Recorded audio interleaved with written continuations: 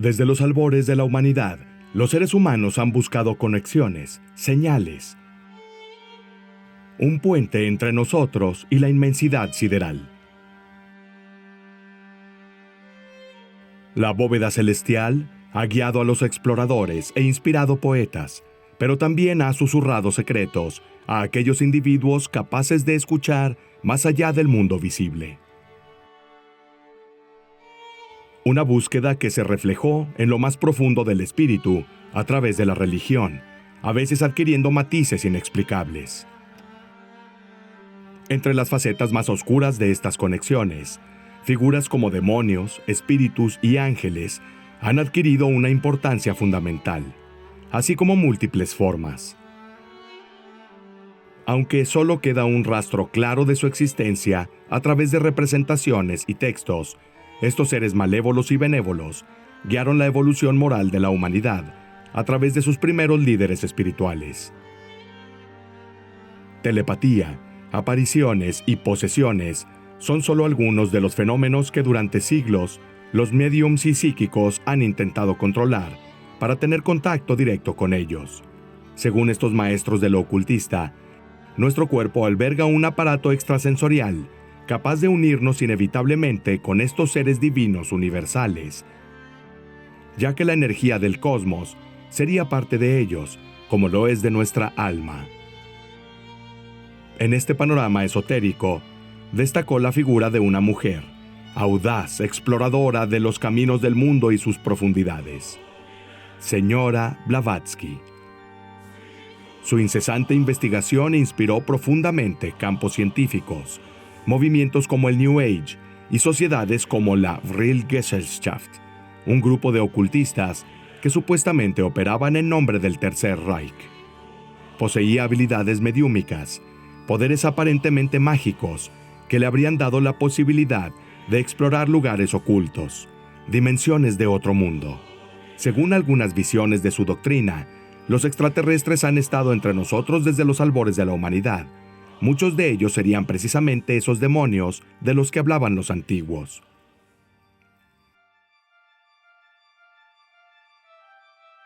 Alienígenas, los encuentros esotéricos. El nacimiento de los demonios en la historia humana es un tema muy complejo. Estos seres, pertenecientes a la religión, el mito y el esoterismo, simbolizan la necesidad humana predominante de controlar la conciencia, tanto a nivel moral como en la comprensión de la realidad. Los demonios representan las fuerzas más indomables de la naturaleza y en ocasiones del propio ser humano, y no existe una historia o versión única de sus orígenes. La multitud de interpretaciones y formas los sitúan en un amplio panorama de significados, donde no todos los demonios son vistos como malos.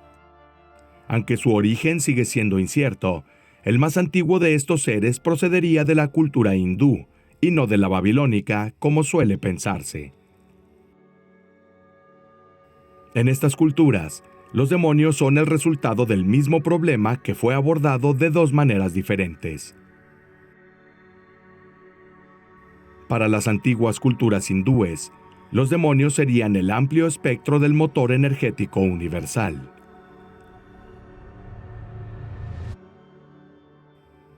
El bien y el mal serían las fuerzas duales intrínsecas al hombre y a la naturaleza. La forma correcta de dominarlos sería conocerlos y afrontarlos a través de la espiritualidad y la superación personal. Mientras que para los antiguos en las culturas mesopotámicas, estos seres pertenecían a una clara separación entre el bien y el mal. Adversarios del orden divino, las entidades negativas debían ser vencidas con el poder de los ritos adivinatorios, o mediante el arrepentimiento y la consiguiente redención. La religión sumeria también creó algunas de las primeras leyes mágicas. Aquí se presenta un encanto del ritual Surpu. No maldigas a quien discute contigo. Responde con gentileza a quien te hace el mal. Dale justicia a tu enemigo. No dejes que entre el mal en tu corazón. Dale de comer, dale de beber, dale vestido. Sé amable, haz el bien. La civilización sumeria, de la que tenemos registros escritos que se remontan al cuarto milenio AC, ya contaba con figuras misteriosas y polifacéticas en su panteón. Seres capaces de llevar a cabo acciones impetuosas, a menudo crueles, en perjuicio de quienes no habían observado determinadas leyes. Los sumerios, Edimu o Giddim, por ejemplo, eran los espíritus de los muertos, quienes sin un entierro digno vagaban por la tierra, trayendo malestar y sufrimiento a la población. Apaciguados con comidas funerarias o libaciones, estos seres se habrían colado en las casas de quienes no habían respetado ciertos tabúes al caer la noche, como la prohibición de comer carne de vacuno. Vengativos hacia los vivos, podían poseer a las personas, a veces inspirando comportamientos criminales o chupando la energía vital de sujetos susceptibles o dormidos. En los mitos babilónicos, podemos observar, en cambio, seres como la Mashtu, cuyo físico híbrido estaba representado con rasgos peludos. La Mashtu fue responsable del mal espontáneo, no por orden de alguna deidad o motivación vengativa. Además de dañar a bebés y mujeres embarazadas, era capaz de devorar a los hombres bebiendo su sangre, generando pesadillas e infectando ríos y lagos con plagas. Solo a través de la invocación de Pazuzu, deidad de las tormentas y los vientos de las montañas, conocida por el terrible poder de provocar sequías y hambrunas, fue posible destruir la maldad absoluta de su consorte, la Mashtu. Fue llamado a la tierra a través de la veneración de estatuillas de piedra que lo representaban. Si nos adentramos en el rico panorama de las creencias asiáticas, encontramos en cambio los demonios Asura, que ocupan un lugar importante tanto en el hinduismo como en el budismo. Probablemente uno de los primeros demonios mencionados en los textos sagrados, su figura sigue siendo un misterio aún hoy. A menudo asociados con pasiones destructivas, los asuras representan los más variados aspectos de la realidad humana.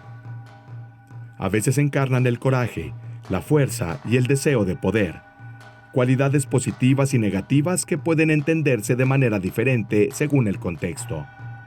Se describen en una amplia gama de historias y textos sagrados, donde su propósito varía mucho. Algunos de ellos operan en nombre de la justicia y la verdad, convirtiéndose ocasionalmente en víctimas de dioses injustos y burlones. Otros, enzarzados en batallas épicas, acompañan la voluntad de seres superiores. La interpretación moderna de los asuras puede verse como una metáfora de los desafíos internos que enfrentan todos los seres humanos, entre altas aspiraciones e instintos más bajos. Representan la complejidad intrínseca de la condición humana, la necesidad de equilibrio. El término asura también se ha interpretado de diferentes maneras a lo largo de los milenios. Podría derivar del sánscrito asu, que significa aliento o espíritu vital, o de ast, que significa existir. En los primeros textos védicos, como el Rig Veda, que data del siglo XX al XV AC, los asuras eran contemplados y venerados. Solo con el paso del tiempo, algunos de estos fueron destronados y reemplazados por los devas. Los devas adquirieron así connotaciones positivas, mientras que los asuras se convirtieron en símbolos de fuerzas negativas y demoníacas. Esta visión contrastante alcanza un punto de inflexión en el Satapatha Brahmana. En el texto védico tardío desde el siglo VIII AC, tanto los devas como los asuras son descritos como originados por el mismo principio divino, el Prajapati, y por lo tanto están dotados tanto de verdad como de engaño. Sin embargo, estos demonios han atravesado muchas culturas, dejando sus huellas también en la mitología nórdica y preislámica. En la tradición nórdica, la clase de deidades conocida como Aesir tiene sorprendentes similitudes con los asuras, pero se distinguen por su participación en una lucha continua con otra clase de deidades, los Vanir. También resulta intrigante el paralelismo que podemos encontrar entre los asuras y los ahuras de la tradición avéstica, pertenecientes a los territorios de la antigua Persia. En la tradición avéstica, los ahuras siguen siendo entidades positivas como lo eran originalmente los propios asura. En particular, en el zoroastrismo, La religión monoteísta del profeta Zaratustra, Ahura Mazda, representa la sabiduría, la verdad y la luz, en contraste con Angra Mainyu, el espíritu del mal y la oscuridad. Ahura Mazda, venerado como guía supremo y protector por los emperadores del antiguo Irán, dejó posteriormente un legado espiritual, también en tradiciones religiosas como el judaísmo, el cristianismo y el islam, con los conceptos del dualismo y la lucha entre el bien y el mal. Finalmente, la representación de los asuras contenida en el Saptapata Brahmana, según la cual estos seres están dotados tanto de verdad como de engaño, también puede haber contribuido al desarrollo de los demonios Jin. Algunos de estos seres sobrenaturales, que hoy en día algunos llaman entidades alienígenas arcaicas, a veces actúan de forma siniestra, intrusiva y formas aterradoras. Érase una vez, antes de que la luz del Islam iluminara la oscuridad de la Jahiliyyah, la península arábiga era un crisol de misterios y miedos, un lugar donde los poderes invisibles de los genios hacían estragos sin oposición. Estas entidades que tejen el destino, conocidas por su poder disuasorio y su capacidad para desatar calamidades naturales, supuestamente fueron creadas gracias a una llama de fuego sin humo, o fuego puro. Distinto de los ángeles, los hijos de la luz y los humanos, los hijos de la tierra, los genios fueron descritos como seres que operaban en una dimensión paralela a la de la tierra. A menudo identificado con Satán, uno de los genios más conocidos sería Iblis, aquel que negándose a inclinarse ante Adán por orden de Alá, fue expulsado del paraíso, asumiendo el papel de seductor y tentador de la humanidad. De todos ellos, aparte de Iblis, los ghouls serían los genios más temidos, descritos como criaturas monstruosas con rasgos humanoides, a menudo comparados superficialmente con los orcos de las tradiciones nórdicas. Se dice que los ghouls son directamente responsables de tender trampas a los viajeros. Aunque algunos de estos seres etéreos también son relativamente inofensivos, todos los genios tendrían la capacidad de presentarse como seres que cambian de forma, dotado de total elusividad. Capaces de insinuarse en la mente de las personas con posesiones, mensajes telepáticos engañosos y alucinaciones, muchos de ellos habitan en lugares desolados, como el desierto. Todos ellos temerían al hierro y desaparecerían si alguien pronunciara la basmala, una frase de gran importancia que en la religión islámica abre varias suras del Corán y se utiliza como invocación y bendición antes de emprender cualquier acción significativa en la vida diaria y prácticas religiosas. En el folclore turco y mongol, también se haría referencia a los genios con el término Kor, entidades invisibles nacidas del fuego y que se muestran cuando las llamas se apagan. Los Kor provocan trastornos mentales, provocando caos entre la gente común. Su poder también se habla en el folclore senegalés, según el cual los genios pueden volverse extremadamente peligrosos si se les molesta u ofende. Al afectar las funciones vitales de quienes las ignoran, serían los defensores de la pérdida del liendre, de la personalidad. También se dice que, en colaboración con las brujas Doom, estos seres ofrecen vidas robadas como regalo para aumentar el poder de las brujas. Aunque con la llegada de la Ilustración y el racionalismo en Europa, las creencias en demonios y magia comenzaron a ser vistas como supersticiones, el papel de estas figuras en las narrativas mundiales ha persistido. A través de muchas historias podemos ver cómo estas figuras se separan de su contexto religioso, desembocando en cuentos populares, cuentos de hadas y a veces incluso mitos modernos sobre extraterrestres. Por ejemplo, también podemos encontrar a los genios en los cuentos de las Mil y Una Noches, en el cuento de Aladino, donde el genio de la lámpara sería uno de ellos. Pero también en los cuentos populares vinculados al rey Salomón, en donde se define su poderoso anillo como un instrumento capaz de dominar y controlar a esos demonios, para poder realizar obras extraordinarias, como la construcción del Templo de Jerusalén. El objetivo de estos cuentos populares era ciertamente inculcarnos la moral, fascinándonos con personalidades en la frontera entre lo mágico y lo paranormal, y en constante conflicto con el mal. Con estas transformaciones literarias, lo que inicialmente era una lección religiosa o espiritual, adquirió un significado universal, capaz de resonar con la causa de la humanidad, independientemente de la cultura o fe del oyente. Miles de años después del nacimiento de los demonios, Madame Blavatsky intentó hacer algo muy similar con sus libros. Sintetizó y reconcilió múltiples historias ocultas en religiones, mitos y cuentos, para insertarlas en un único marco religioso-filosófico cohesivo. Su objetivo era destruir emociones como el miedo, causa principal de sentimientos como el odio. Su objetivo era demostrar el origen común de una verdad universal, que ella y otros teósofos llamaron sabiduría antigua o religión de la sabiduría. Esta verdad, según Blavatsky, existía en el corazón de todas las religiones del mundo, y entidades como los demonios Jinn eran parte de un único universo de energías.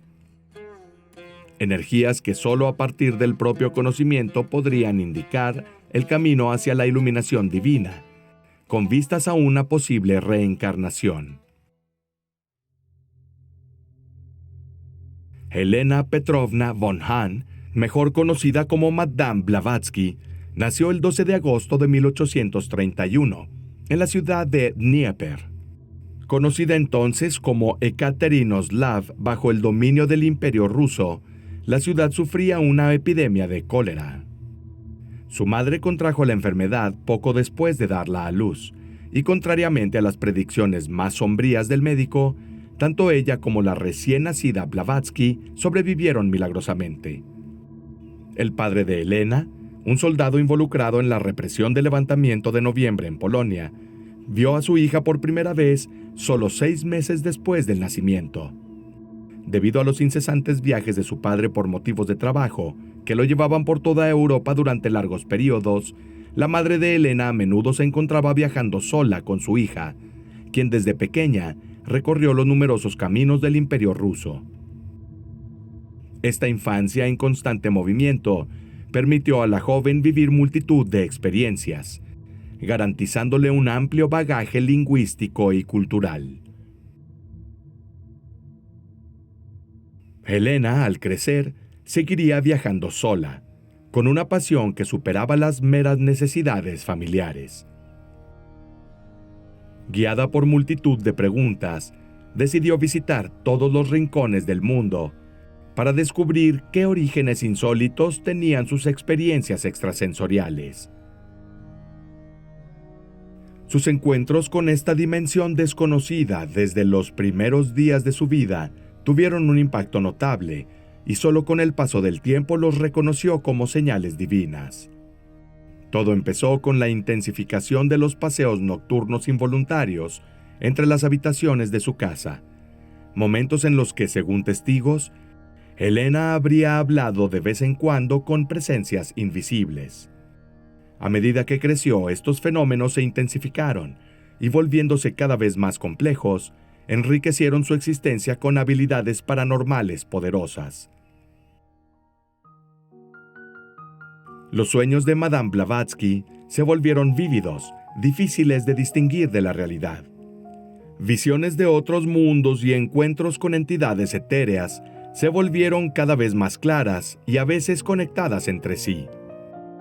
Amigos y conocidos también informaron que al llegar a la edad adulta, desarrolló habilidades como la telepatía y telequinesis. Se dice de esta última que, atada a una silla a petición suya, la mujer podía tocar instrumentos musicales a distancia sin recurrir a trucos ni acrobacias, dejando muchas veces atónitos a los testigos.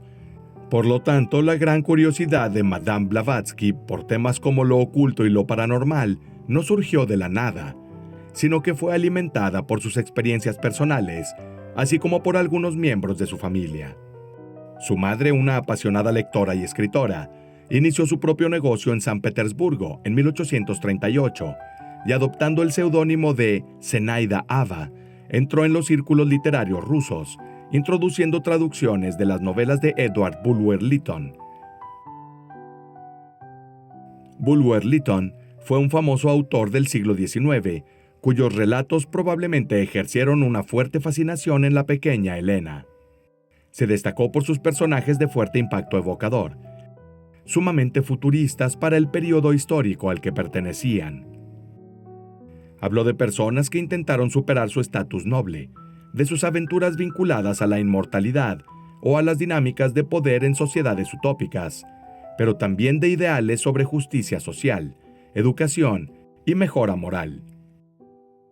Elena perdió a su madre en 1842 a la edad de 11 y se mudó con su abuelo materno, quien mientras tanto fue destinado a Saratov. En la ciudad, hasta los 15 años, sus abuelos le brindaron una educación propia de niñas de buenas familias, organizándole clases particulares de francés, historia del arte, música y danza. Estas enseñanzas no solo la prepararon para la sociedad, sino que, como era de esperar de las mujeres jóvenes de su clase social, le facilitaron la búsqueda de un futuro marido. Elena creció así en un ambiente de notable conocimiento y libre expresión. Junto con sus abuelos, no lejos de Saratov, también pasó muchas vacaciones de verano en los campamentos de Kalmyk, una población mongola que practicaba el budismo. Aquí conoció a los líderes espirituales y, al hacer amigos, aprendió enseñanzas religiosas, aprendió el arte de montar sin silla e incluso comenzó a aprender algunas palabras del idioma tibetano. Fascinada por las narraciones épicas de los Kalmyks, que evocaban las hazañas de las antiguas hordas de Genghis Khan, descubrió que el nomadismo de este antiguo pueblo les había llevado a menudo a enfrentamientos con las autoridades de las tierras que atravesaban, incluyendo el Imperio Ruso, la potencia dominante en la región en ese momento. Este contraste entre dos mundos muy diferentes, el nómada y el imperial, inspiró en Elena una profunda reflexión sobre las diferentes realidades culturales e históricas.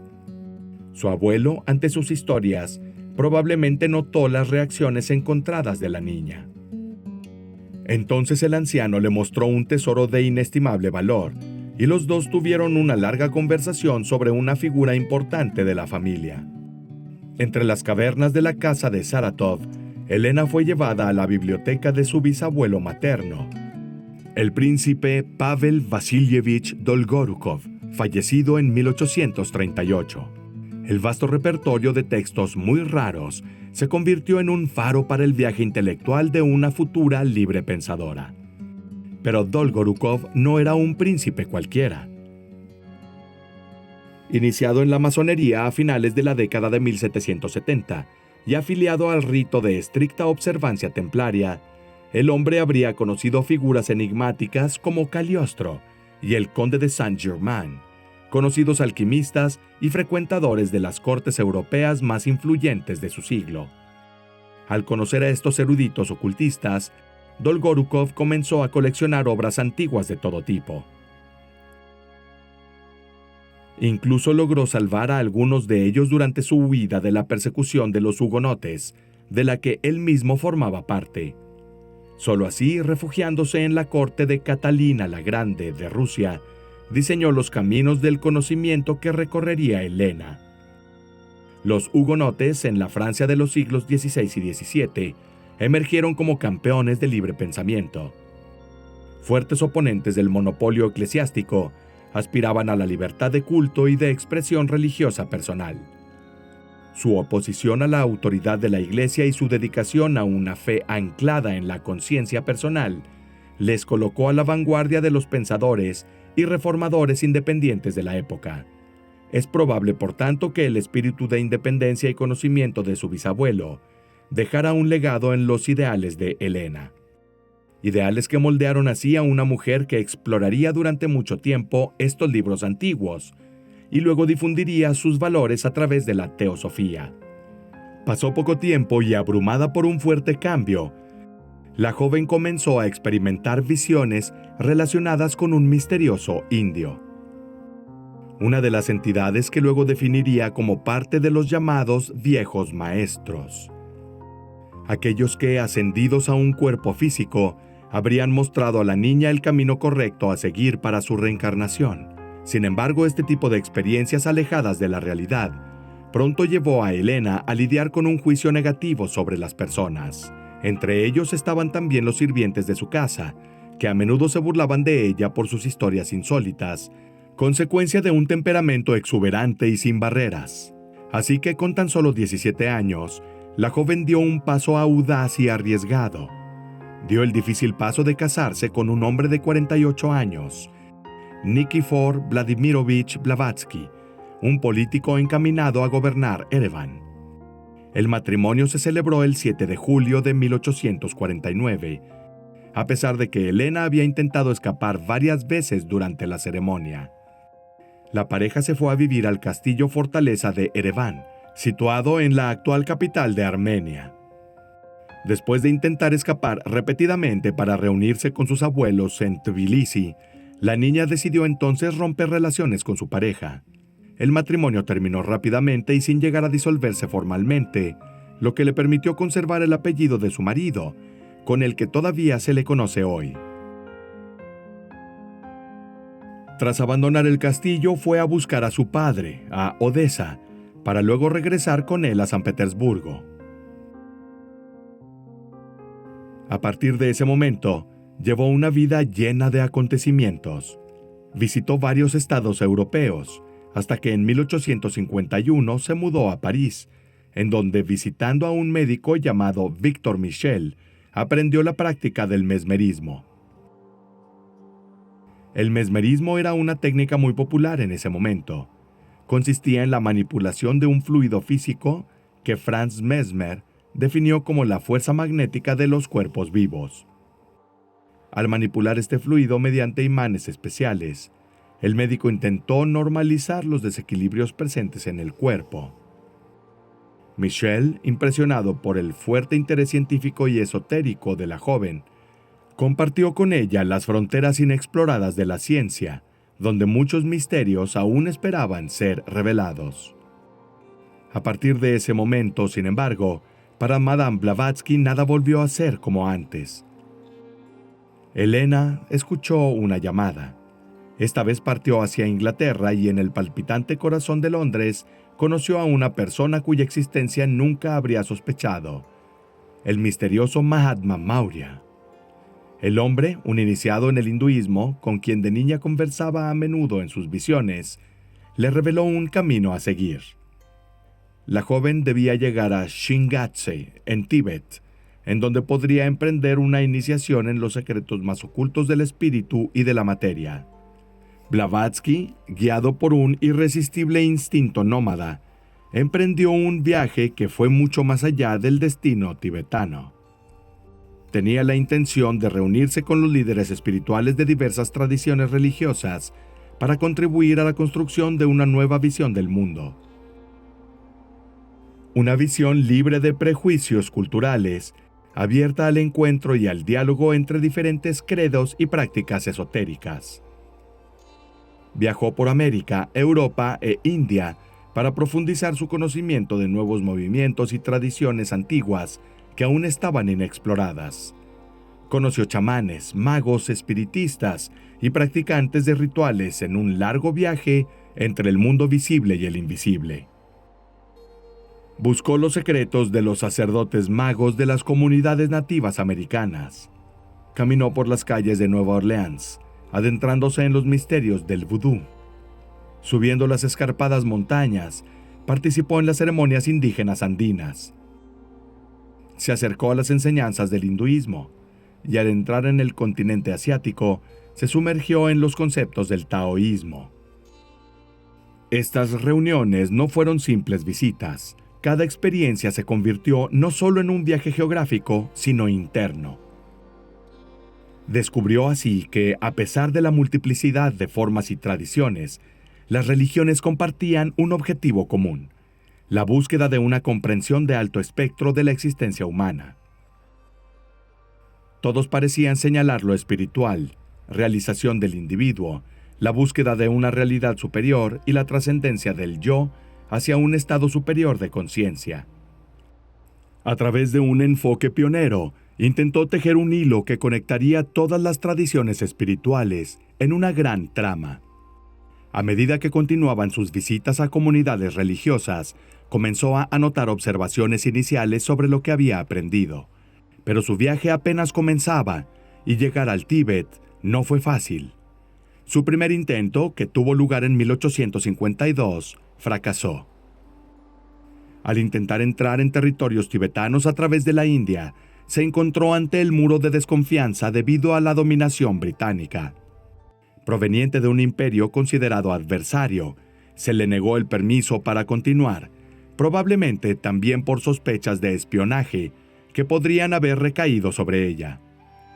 Incapaz de aceptar tal negativa, regresó a Europa y, anotando cada etapa de su viaje en un diario, contó los acontecimientos que le pusieron al borde de la supervivencia.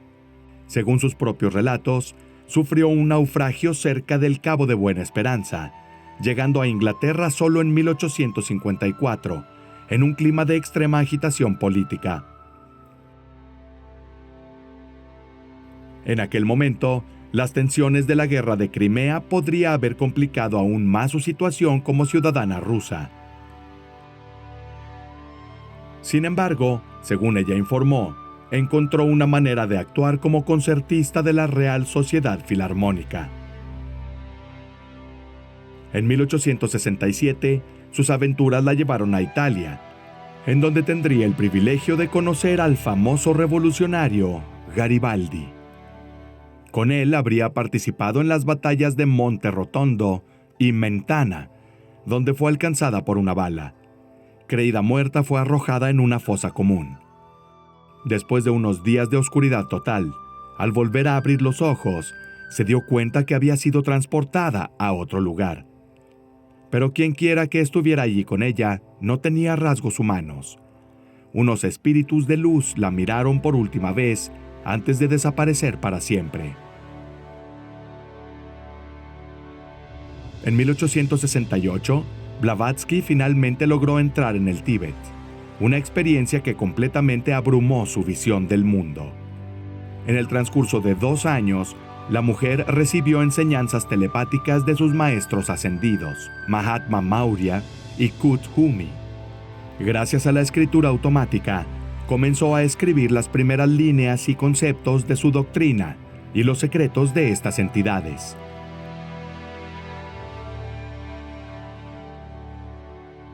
Mahatma Maurya y Kuthumi tendrían mucho tiempo para hablar de jerarquías espirituales, afirmando ser solo algunos de los maestros ascendidos presentes en la Tierra. Detrás de ellos, habría habido una comunidad de seres universales, espiritualmente evolucionados, mucho más vastos y con poderes mayores que los que ella misma podía creer. Su objetivo no habría sido controlar o dominar a la humanidad, sino hacer que la evolución humana fuera más segura. A su regreso al mundo occidental, Blavatsky comenzó a compartir sus experiencias acumuladas.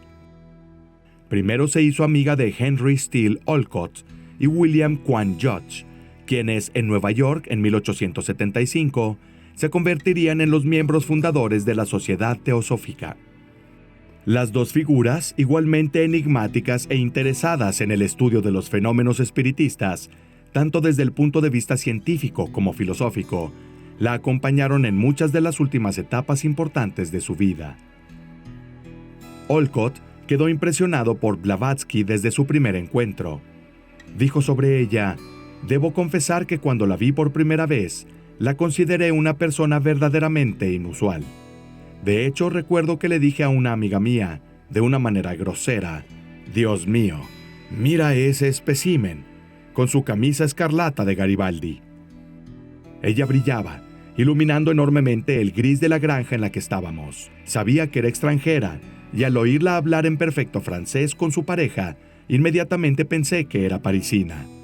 Había algo imperioso y al mismo tiempo compasivo en ella.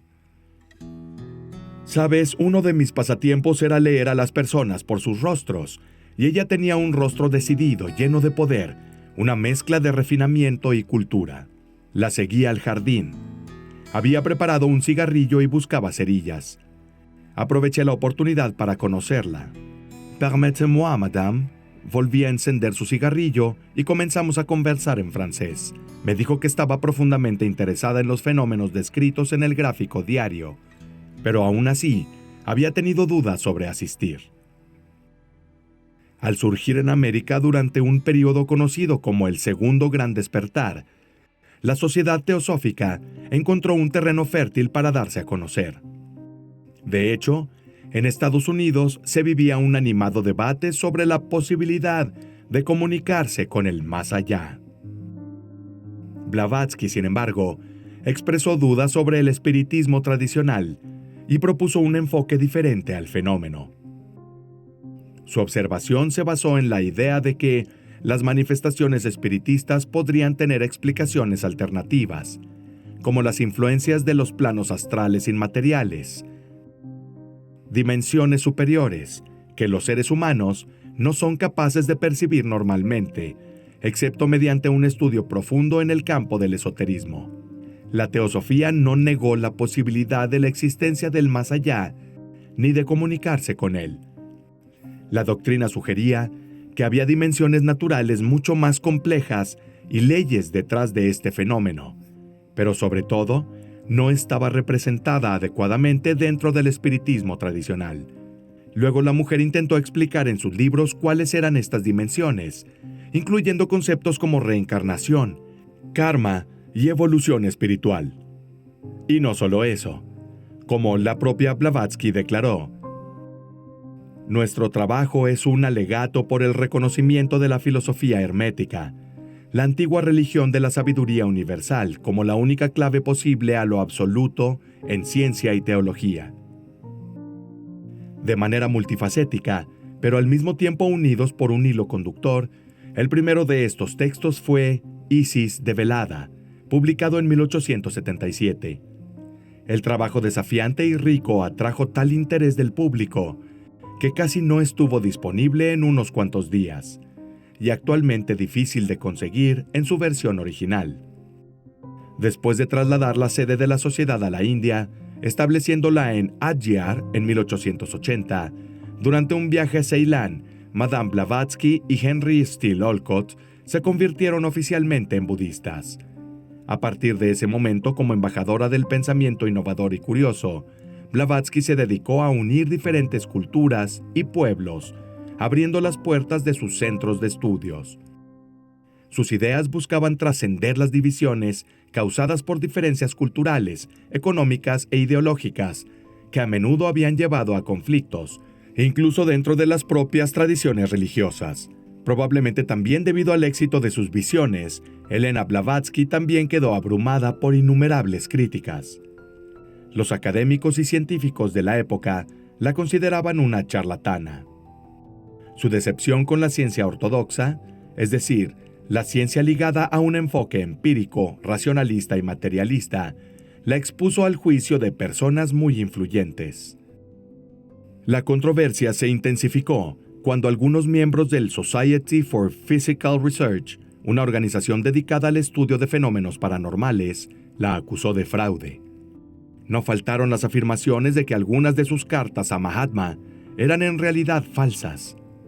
Aunque los cargos fueron retirados, gracias al trabajo de algunos grafólogos forenses, tuvieron un impacto significativo en su reputación. Sus seguidores y partidarios continuaron defendiéndola, reivindicando su autenticidad, pero la difusión de la doctrina teosófica no tuvo el impacto social esperado.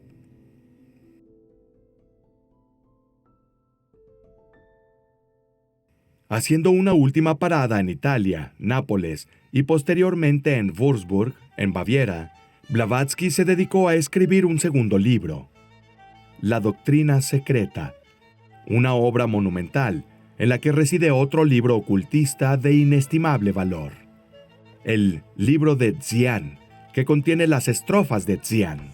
Según Blavatsky, el libro arcaico y extremadamente raro fue escrito originalmente en hojas de palma, que se volvieron inalterables por el fuego, el agua y el aire, mediante algún proceso específico desconocido. Este texto, sin embargo, sería mucho más que una simple colección de escritos antiguos. Afirmó que contenía los secretos de una evolución cósmica que condujo a la existencia de 7 razas misteriosas, de las que formaba parte toda la humanidad. Frecuentemente citada como masona, se afirma que Elena Blavatsky fue iniciada en el grado 66 del rito de Memphis por Giuseppe Garibaldi, en vísperas de la batalla de Mentana. Según sus declaraciones, también recibió de manos de John Yarka, el 24 de noviembre de 1877, un diploma del más alto grado, en la logia de Memphis, con el primitivo rito de adopción y aceptación. Finalmente se instaló en Londres, pero ya padecía problemas cardíacos y fue víctima de la pandemia de gripe rusa en 1891, y su cuerpo fue incinerado. Sin embargo, la historia de Madame Blavatsky sigue rodeada de misterio, y la mayoría de los episodios contados por la mujer son difíciles de comprobar. Las incertidumbres se refieren tanto a la naturaleza extrema de sus experiencias como a la veracidad histórica de ellas. A menudo habla de lugares demasiado lejanos para llegar en el mismo año, especialmente con los medios de transporte de la época, pero también de aventuras demasiado extremas para afrontarlas sin correr el riesgo de perder la vida. No siempre es posible, por tanto, discernir cuánto en sus obras hay de simbólico y cuánto de relato es hechos reales. Sobre todo porque la época en la que vivió, caracterizada por un clima de opresión política, obligaba a menudo a los escritores a velar sus críticas e ideales con metáforas. Por lo tanto, Blavatsky, a través de sus escritos, parece situarse al menos durante la mitad de su existencia en una frontera borrosa entre lo real y lo imaginario, entre la historia concretamente probable y el mito personal que ella forjó, como si su imaginación o espíritu distante de su cuerpo hubiese vagado por la tierra durante un periodo largo, a veces sumergiéndose él mismo ante los ojos de otra persona. Quizás sea precisamente en esta ambigüedad en donde radica el encanto de su figura. Pese a ello, no hay duda de que la mujer creía profundamente en una humanidad unida, un mundo que pudiera trascender las divisiones para abrazar la armonía. Por este ideal, arriesgó todo lo que tenía con el objetivo de hacer posible su visión.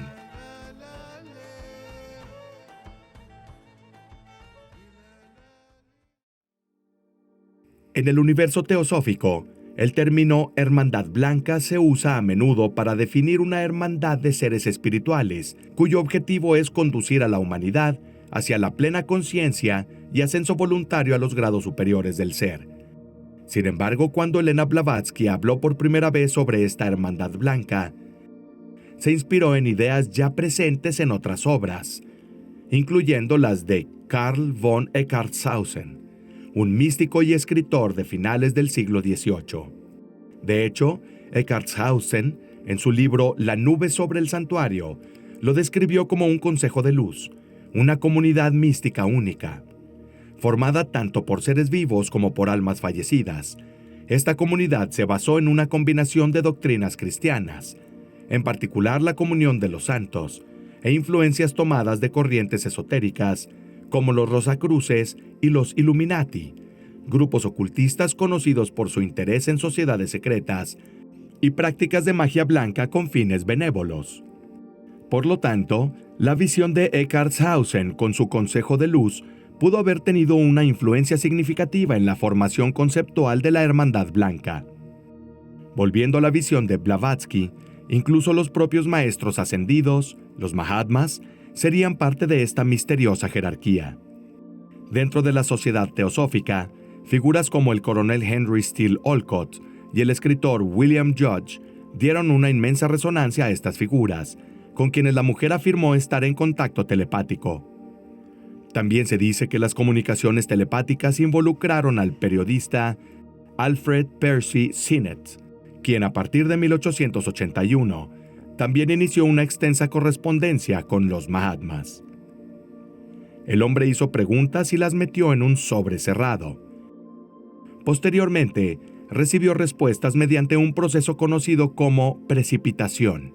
En algunas ocasiones, el mismo sobre cerrado fue encontrado en lugares inusuales, y contenía varias cartas escritas por uno de los Mahatmas.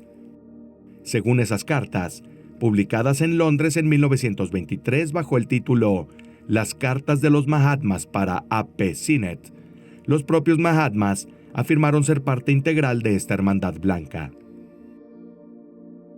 Aunque han superado la condición humana, continúan reencarnando, desempeñando así un papel de bodhisattva. En el budismo, un bodhisattva es una persona que ha alcanzado la iluminación y que, como resultado, ha completado el ciclo de su existencia terrenal. Sin embargo, en lugar de avanzar hacia el nirvana, él o ella elige voluntariamente renunciar temporalmente al estado final de liberación. Movido por una profunda compasión por todos los seres vivos, continúa reencarnando en el mundo terrenal para convertirse en guía de la humanidad. Maestros de este tipo, según la doctrina, incluirían personajes de la historia como Buda, Confucio, Kuan Yin, Zaratustra y muchos otros. Además, algunos de ellos todavía están presentes con cuerpo físico en la Tierra y siguen cumpliendo su misión desde varios lugares como Luxor, Yucatán, los Cárpatos húngaros y el Tíbet. Según algunas teorías teosóficas, los miembros más altos de la Hermandad Blanca no tienen orígenes terrenales.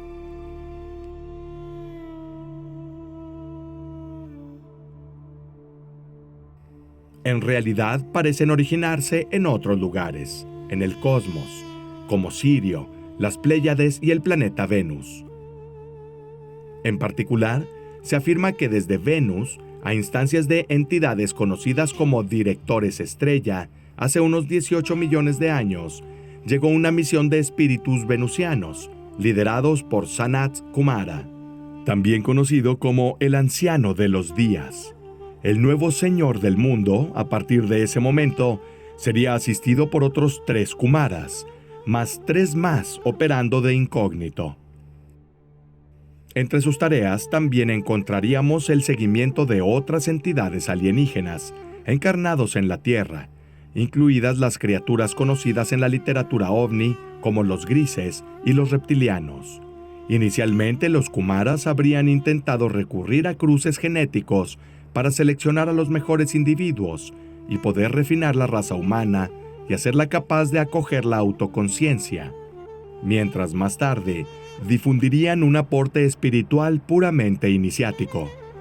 Los Kumaras son reconocidos por el color de su iris y también son vehículos de los llamados 7 rayos, es decir, 7 emanaciones divinas con las que el Absoluto se expresa irradiando sobre la Tierra. En la estructura jerárquica, bajo los 7 Kumaras, los jefes de 3 departamentos principales actuarían, de los cuales los propios maestros ascendidos también serían parte. Cada uno tendría un papel específico encaminado a la mejora intelectual. A lo largo de la historia, según algunas teorías, los humanos también formamos parte de esta jerarquía. Al participar en iniciaciones específicas y niveles progresivos de ascensión, estas personas habrían alcanzado una condición angelical, más sutil y superior a la realidad física. Luego también existiría cierta Hermandad Blanca, un movimiento espiritualista fundado el 6 de abril de 1900 en Varna, Bulgaria, por el filósofo Peter Deunov. Según algunos, los exponentes de este movimiento terrenal representan un reflejo de la superior e invisible Hermandad Blanca de Blavatsky. En el vasto y complejo universo del pensamiento esotérico, Isis develada emerge como un faro de luz y sombra, de conocimiento y misterio. Publicada en 1877, esta impresionante obra se desarrolla en 2 volúmenes, Ciencia y Teología. En el primer volumen, Blavatsky desafía audazmente las ideas científicas y materialistas de su época. Con mente abierta y visión crítica, explora fenómenos psíquicos y paranormales como la clarividencia, la psicometría y las experiencias extracorporales, argumentando que merecen una atención científica seria, tanto como cualquier otra ley natural. Ella revisita y reinterpreta la alquimia, no como una práctica primitiva, sino como un conocimiento científico más profundo, una ciencia avanzada que aún no se comprende ni se acepta. Al conectar las religiones del mundo, también revela cómo temas esotéricos similares cruzan diferentes culturas. El segundo volumen, Teología, nos lleva en un viaje por las religiones del mundo, donde Blavatsky propone la existencia de una religión universal, arraigada en las tradiciones más antiguas y civilizaciones perdidas. Blavatsky no solo explora la superficie de los símbolos religiosos, sino que los analiza para revelar niveles ocultos de significado, yendo mucho más allá de las interpretaciones dogmáticas. Se analizan textos como la Biblia, los Vedas, los sutras budistas y otros, para mostrar cómo las interpretaciones y modificaciones han alterado su significado original. Al examinar mitos y leyendas globales, Blavatsky sugiere que las historias como el del Gran Diluvio, de hecho, pueden ser memorias históricas, transmitidas simbólicamente por la memoria ancestral colectiva. Al comparar figuras sagradas, destaca cómo pueden representar arquetipos similares, con historias de vida que reflejan enseñanzas universales. Con una fuerte oposición a la interpretación literal de las Sagradas Escrituras por parte de las instituciones religiosas, Blavatsky afirma que tal punto de vista limita la comprensión espiritual. Según ella, las verdaderas enseñanzas esotéricas son mucho más profundas y metafóricas. Cada capítulo del libro fue diseñado como un paso adelante en un viaje a través de las épocas, desde el Egipto de los faraones a la Grecia de los místicos, de la India de los rishis a la Palestina de los profetas. Paralelamente, se abordan temas como las leyes de la naturaleza, los poderes latentes en el hombre y la vida después de la muerte. Son amplias y profundas referencias a textos sagrados, obras alquímicas y manuscritos antiguos. Isis develada se convierte así en un desafío al pensamiento común, una revolución que busca reconciliar lo material con lo espiritual. Blavatsky, como un Hermes moderno, se mueve entre los planos de existencia, invitando al lector a unirse a ella en una peregrinación que promete una fuente de iluminación intelectual. Al abrir las puertas a un universo en el que la magia y la ciencia no son antagonistas, sino dos lados del mismo prisma divino, ella busca elevar a la humanidad a una comprensión superior de la vida y su misterioso tejido colectivo. Una obra que no es simplemente un libro para leer, sino una experiencia para vivir. Una narrativa que no cuenta una historia, sino que busca escribir la historia de la humanidad misma. Envueltas en un velo de misterio, las estrofas de Xian, contenidas en la doctrina secreta, revelan una visión cósmica que se extiende más allá de los límites de lo conocido. El libro invita a los seguidores a un viaje a través del proceso infinito de creación y disolución del universo. En el primer volumen, Cosmogénesis, Blavatsky desenvuelve el mapa estelar del cosmos, mostrando cómo el universo tiene su propio comienzo y su propio final, pero también una promesa de renacimiento.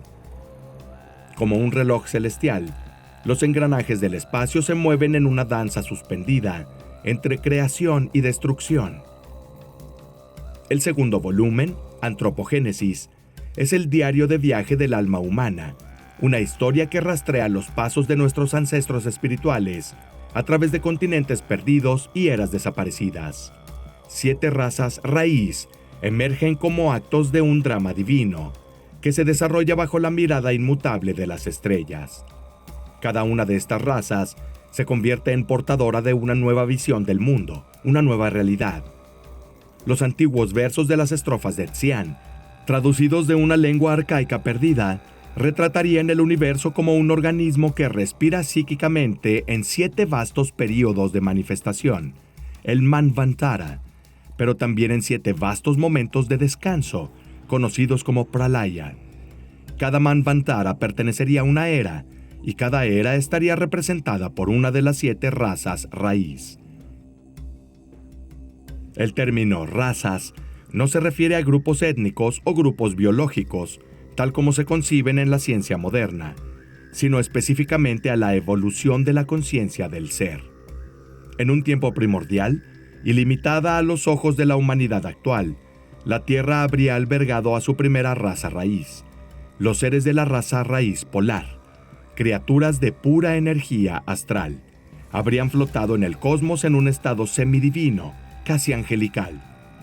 Atados al Polo Norte, se remontarían a una era en la que la Tierra no era más que un caleidoscopio de condiciones inimaginables. Después de eones, llegó la era de la raza raíz hiperbórea.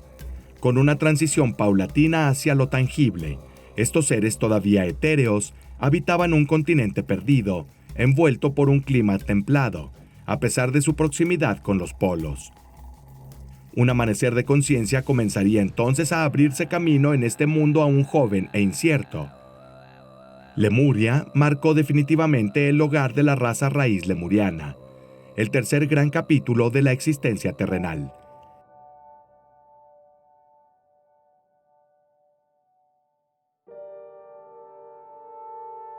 Aquí el surgimiento del cuerpo físico determinó una transacción de época hacia la mortalidad.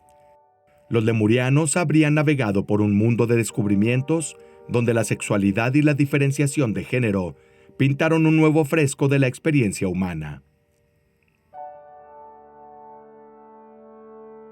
La Atlántida brillaba con poder y tecnología, pero ni siquiera esta luminosa civilización fue inmune a la caída, un descenso moral y espiritual que marcó su trágico declive. Los humanos perteneceríamos a la quinta raza raíz, llamada Aria, y seríamos herederos directos de la perdida Atlántida. A la quinta raza raíz pertenecería una era de mentes en expansión, de sociedades que se entrelazan en un mosaico de creencias y conocimientos que dan forma a nuestro ser cotidiano. Más allá del horizonte del presente, se extiende la promesa de una sexta raza raíz, aún oculta bajo el velo del futuro. De hecho, los textos sagrados profetizan una era de revolución interna, una evolución espiritual que irá más allá de la lógica que conocemos, entretejiendo en la humanidad habilidades psíquicas y una conciencia de una unidad del universo que lo abarca todo. En la última etapa, concluirá la evolución de la séptima raza raíz, el ciclo majestuoso de nuestro ser.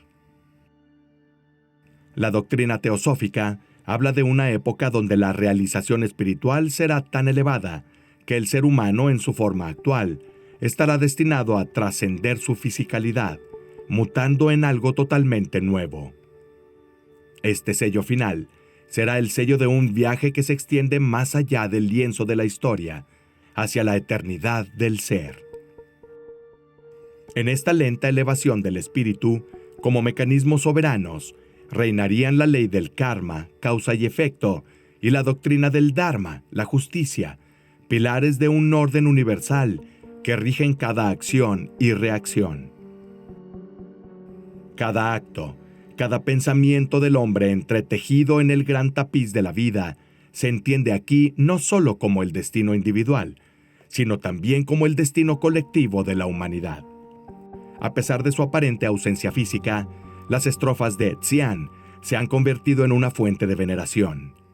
Teósofos y esoteristas los escudriñan entre las páginas de la doctrina secreta como las llaves de un tesoro, mientras que los escépticos los descartan como fruto de pura invención literaria. Sin embargo, las corrientes de pensamiento que liberaron estas estrofas siguen permeando la investigación espiritual y metafísica en la actualidad. No se ha proporcionado ninguna fuente original para el libro de Xian, ni existe cita alguna antes de la publicación de Blavatsky. Más allá de las interpretaciones aportadas por la mujer, la total falta de pruebas, así como el misterioso idioma presánscrito en el que fue escrito este documento, hace dudosa su existencia real.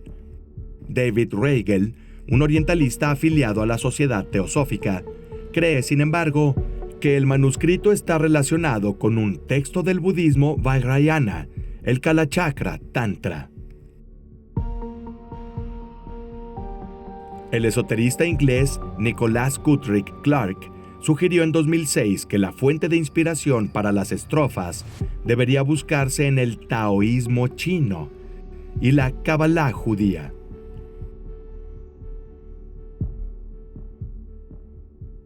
En el misterioso e intrincado tejido de las cosmologías antiguas, pocos conceptos capturan la imaginación como los ciclos de Manvantara y Pralaya. Expresiones de una visión cíclica del tiempo y la existencia, profundamente diferente de la linealidad temporal de la cultura occidental moderna. El término Manvantara, en su existencia, sin embargo, no puede atribuirse únicamente a Blavatsky, sino que originalmente pertenece a la antigua religión hindú.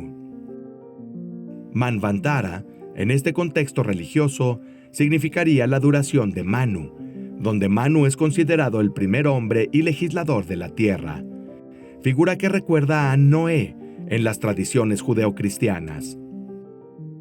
Cada Manvantara es una era en sí misma, con su narrativa, su Manu y sus deidades, que contribuyen al cambio evolutivo del universo. Son períodos de creación, desarrollo y metamorfosis, cada uno con sus propias características y desafíos.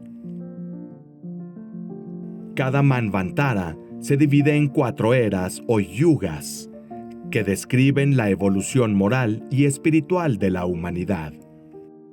La primera era, Satya Yuga, a menudo descrita como la Edad de Oro, es una época en la que reinan la verdad y la justicia. Durante este periodo los humanos viven miles de años, muy cerca de lo divino. La meditación domina como práctica. Las capacidades espirituales e intelectuales alcanzan su punto máximo en un estado de máxima armonía. Sigue el Treta Yuga y ve una disminución de la virtud, ahora reducida a 3/4 partes de su valor original. Esta es la era de los primeros rituales y sacrificios religiosos. La gente se dedica a la penitencia para acercarse a lo divino, y de este periodo surgen figuras divinas, regias y legendarias. El Devapara Yuga marca nuevos cambios. Con él aumentan los conflictos y las desarmonías, y la virtud se reduce a la mitad. La esperanza de vida humana disminuye drásticamente, y la importancia de las Sagradas Escrituras crece como fundamento de la práctica religiosa. En el profundo y místico viaje a través de las eras cósmicas de la tradición hindú, finalmente nos topamos con el Kali Yuga, una era que capta la esencia de los desafíos y oportunidades de la condición humana. Dada la era actual en la que vivimos, Kali Yuga a menudo se percibe como una época de decadencia moral y espiritual, pero que abre la posibilidad de cambio. En esta etapa, la virtud se reduce a solo 1/4 parte. El fin del Kali Yuga, según la tradición, marcará el inicio de un nuevo ciclo, con el regreso de Satya Yuga.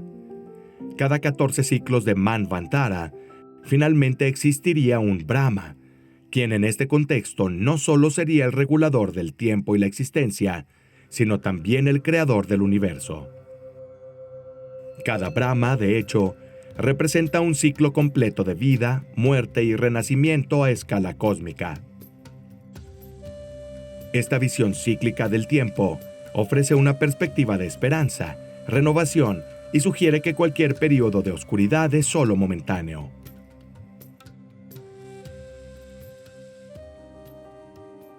Muchos años después de la muerte de Blavatsky, la aparición de una misteriosa sociedad secreta conduciría a nuestra especie a uno de los periodos históricos más oscuros del siglo XX.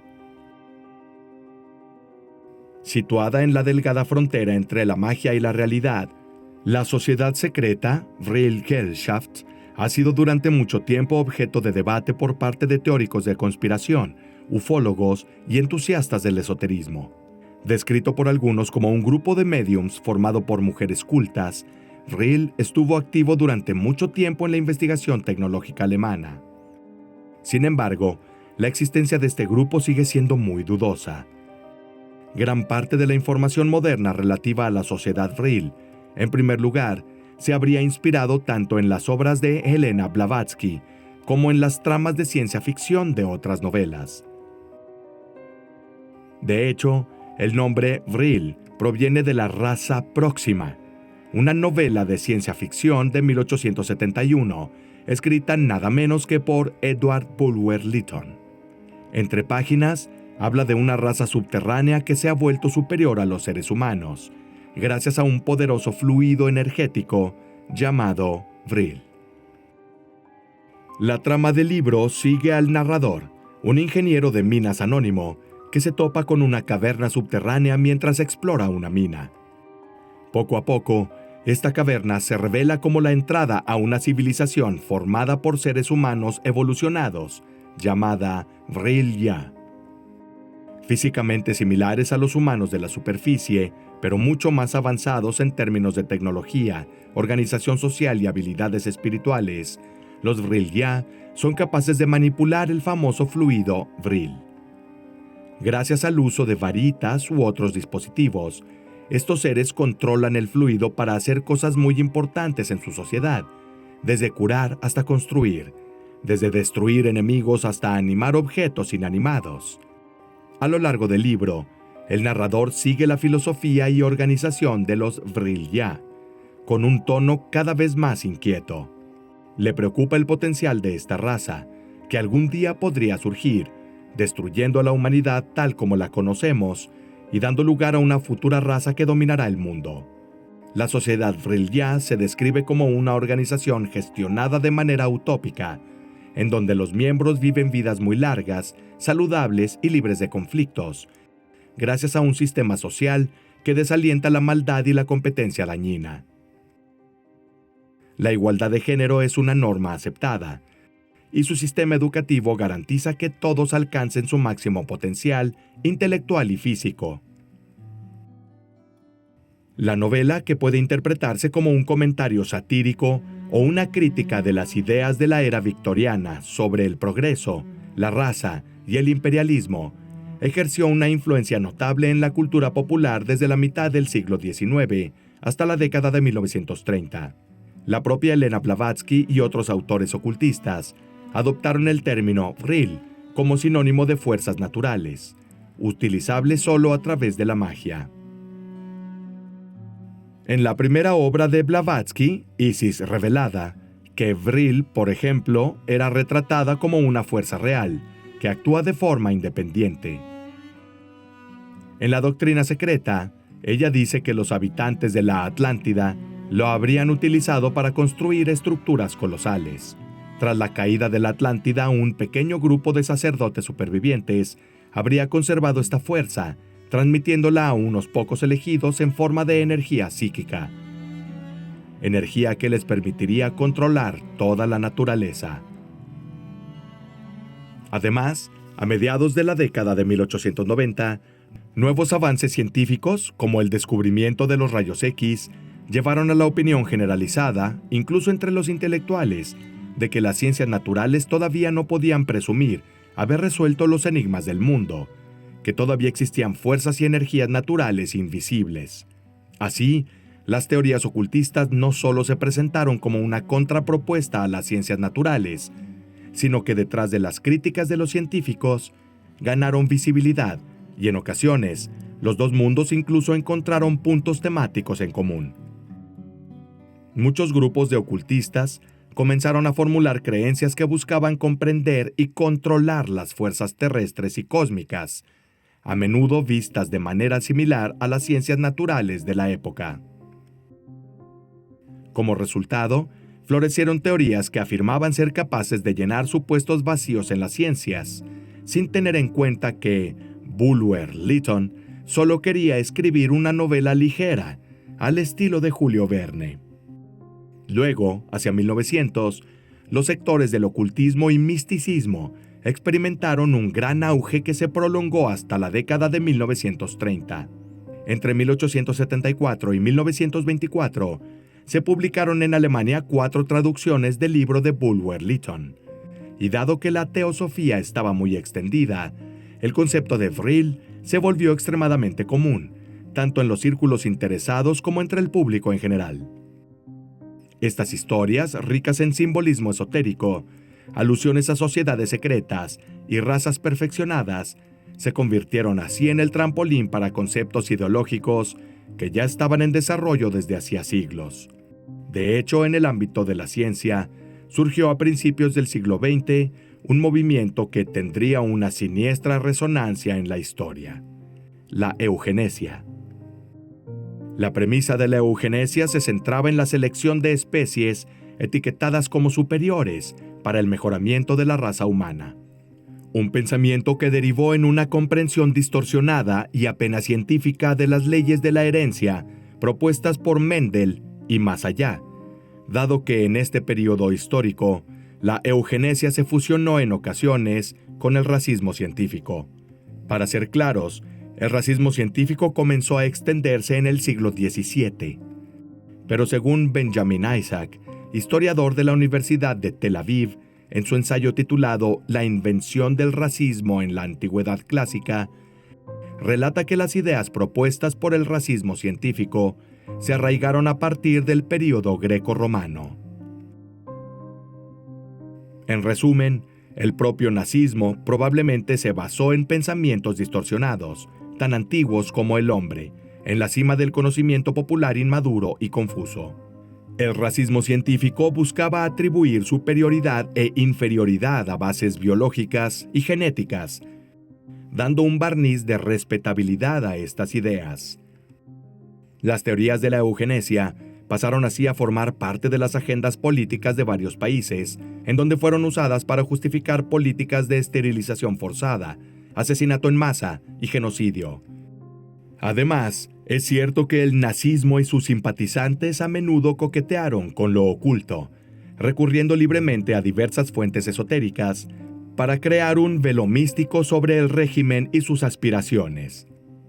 Esto incluyó la adopción de símbolos esotéricos, como la propia esvástica invertida o la runa de la muerte, pero también la recuperación de sabidurías antiguas y poderes perdidos como medio de legitimación y poder.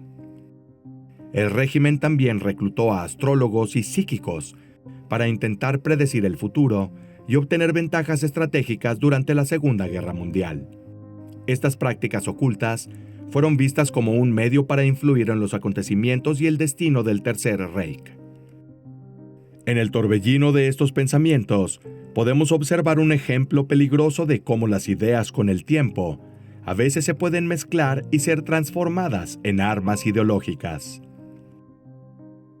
Por lo tanto, no hay certeza de que el Vril realmente existió, así como no hay rastro de la existencia de Maria Orsic, la médium que supuestamente recuperó información extraterrestre para la construcción del famoso Wunderwaffen. Maria Orsic nació el 31 de octubre de 1895 en Croacia, que en ese momento era parte del Imperio Austrohúngaro. Poco se sabe sobre su juventud y educación. Según las narraciones, la mujer y su grupo de médiums afirmaron estar en contacto telepático con extraterrestres, procedentes del sistema estelar de Aldebarán, ubicado en la constelación de Tauro, constelación en la que residen las estrellas Pléyades. Estos seres, calificados de pacíficos y avanzados, se habrían comunicado con el grupo Orsic a través de mensajes telepáticos y transmisiones de energía. Uno de los aspectos más notables de la historia es la supuesta creación de una máquina llamada Jenseitsflugmaschine. Se decía que esta máquina tenía la capacidad de viajar por el espacio y conectarse con otras civilizaciones extraterrestres. Los detalles exactos de cómo se suponía que funcionaba y qué era capaz de hacer siguen siendo algo turbios. A pesar de los terribles acontecimientos y las críticas del mundo científico hacia el esoterismo, desde mediados del siglo XX se han realizado numerosos estudios sobre fenómenos físicos paranormales. Hemos explorado la telepatía, por ejemplo, con los experimentos de Ganzfeld, donde una persona situada en un entorno aislado se le pedía que describiera imágenes transmitidas por otra persona, situadas en otro lugar. Otros investigadores han explorado la telepatía durante el sueño. En estos estudios se intentó influir en los sueños de una persona que duerme, tratando de transmitir imágenes o temas específicos. A pesar de las dificultades de control y verificación, hubo casos en los que los participantes efectivamente informaron sobre los contenidos transmitidos. También podemos encontrar experimentos sobre alucinaciones, donde se ha descubierto que en determinadas situaciones el cerebro humano reacciona de maneras inusuales. Por ejemplo, al mirar durante mucho tiempo un campo visual invariable, el cerebro puede dejar de procesar imágenes, lo que provoca una sensación de ceguera temporal, a pesar de tener los ojos abiertos, hasta llegar a crear ilusiones visuales. O se ha visto que algunos pueden ver imágenes y colores gracias a los sonidos, debido a la sinestesia auditiva. Las posesiones, por el contrario, son ahora objeto de investigación para comprender los trastornos psicológicos y neurológicos. Un importante paso adelante en nuestra capacidad de interpretar y tratar fenómenos, antes relegados al ámbito de lo sobrenatural o de la superstición. La creciente conciencia emocional en todo el mundo también sugiere que estamos evolucionando hacia lo que Blavatsky habría llamado una futura raza raíz. De ser así, la humanidad avanzará hacia un entendimiento mutuo más profundo, superando barreras históricas e ideológicas erróneas.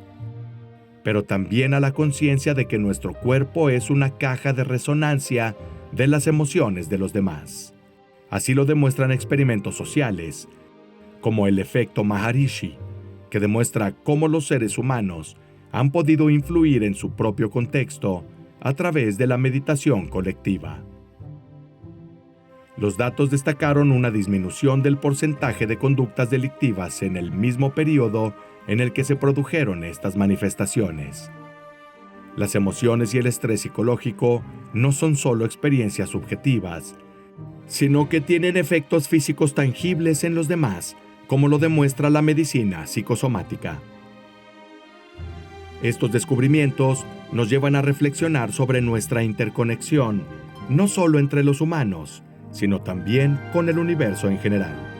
Porque si alguna vez entidades extraterrestres nos observaban o nos percibían, podían percibir nuestro bienestar como un indicador significativo de nuestro desarrollo y nuestra evolución.